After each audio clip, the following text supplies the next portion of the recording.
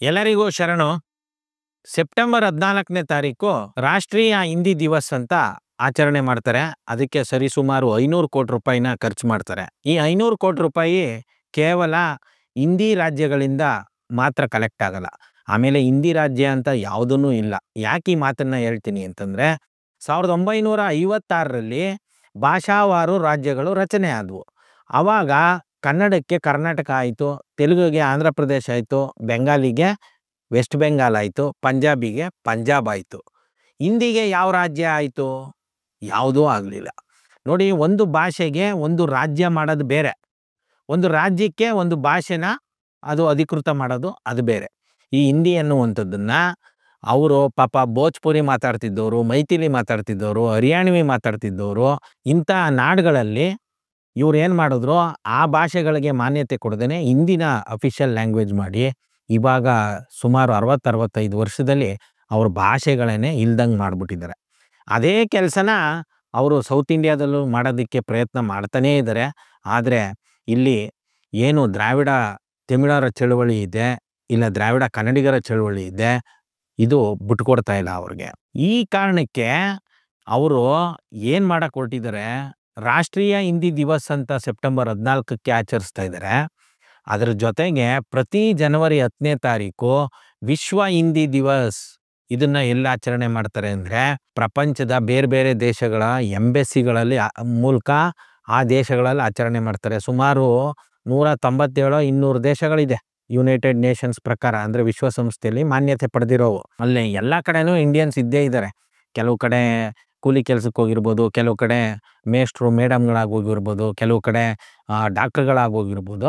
ಆ ಒಂದಲ್ಲ ಒಂದು ಕೆಲಸದಲ್ಲಿ ಅಲ್ಲಿದ್ದಾರೆ. ಅಲ್ಲಿ ಇವರು ಈ ಇಂಡಿಯನ್ ಎಂಬೆಸಿಗಳ ಮೂಲಕ ಏನು ಮಾಡ್ತಾ ಇದ್ದಾರೆ, ವಿಶ್ವ ಹಿಂದಿ ದಿವಸ್ ಜನವರಿ 10ನೇ ತಾರೀಕು ಇದು ಏನು ತೋರಿಸುತ್ತೆ ಅಂದರೆ, ಇಡೀ ಪ್ರಪಂಚಕ್ಕೆ ಇಂಡಿಯಾ ಅಂದರೆ ಬರೀ ಹಿಂದಿ ಲ್ಯಾಂಗ್ವೇಜ್ ಮಾತ್ರ. ಇದಕ್ಕೆ ಸರಿಸುಮಾರು ಅಂದಾಜು ಒಂದು 300 ಕೋಟಿ ರೂಪಾಯಿನ ಖರ್ಚು ಮಾಡ್ತಾರೆ. ಈ ದುಡ್ಡು ಯಾರ್ದು? ಇದೇನಾದ್ರೂ ಉತ್ತರ ಪ್ರದೇಶದಿಂದ ತಗೊಂಡಿದ್ದಾರಾ, ಇಲ್ಲ ಬಿಹಾರದಿಂದ ತಗೊಂಡಿದ್ದಾರಾ? ಯಾವ ಕಾರಣಕ್ಕೂ ಅವರಿಂದ ತಗೊಂಡಿಲ್ಲ. ಎಲ್ಲ ದುಡ್ಡು ಸೌತ್ ಇಂಡಿಯನ್ಸ್ ದುಡ್ಡೇನೆ, ಕನ್ನಡದವ್ರದ್ದು, ತಮಿಳವ್ರದ್ದು, ಕೇರಳದವ್ರದ್ದು. ಇದು ಎಷ್ಟು ಅನ್ಯಾಯ ನೋಡಿ. ನಮ್ಮ ಭಾಷೆಗೆ ವಿಶ್ವ ಮಾನ್ಯತೆ ಪಡೆಯೋದಕ್ಕೆ 1 ರೂಪಾಯಿನ ಕೊಡ್ತಾ ಇಲ್ಲ ಒಕ್ಕೂಟ ಸರ್ಕಾರ. ಆದರೆ ಅದೊಂದು ಭಾಷೆನೇ ಅಲ್ಲ ಅಂತ ಒಂದು ಪಿತೂರಿಗೆ ಅವರು ಈ ಥರ 100 ಕೋಟಿನ ಖರ್ಚು ಮಾಡಿ ಇಂಡಿಯಾ ಅಂದರೆ ಹಿಂದಿ ಮಾತ್ರ ಅಂತ ತೋರಿಸ್ತಾ ಇದ್ದಾರೆ. ಈ ಸೆಪ್ಟೆಂಬರ್ 14ರ ಹಿಂದಿ ದಿವಸ್ಗೆ ವ್ಯಾಪಕವಾಗಿ ನಾವು 2019ರಿಂದ ಕ್ಯಾಂಪೇನ್ ಮಾಡಿ ಈಗ ಅದೊಂದಷ್ಟು ಜನಕ್ಕೆ ಗೊತ್ತಾಗಿದೆ. ಆದರೆ ಈ ಒಂದು ವಿಶ್ವ ಹಿಂದಿ ದಿವಸ್ ಬಗ್ಗೆ ಅಷ್ಟಾಗಿ ನಾವು ಗಮನ ಕೊಟ್ಟಿರಲಿಲ್ಲ. ಈ ವರ್ಷದಿಂದ ಅದ್ರ ಕಡೆ ಗಮನ ಹರಿಸಿದ್ದೀವಿ. ಈ ಕೂಡಲೇ ಎಲ್ಲ ಜನರು ಮಾತಾಡಬೇಕು.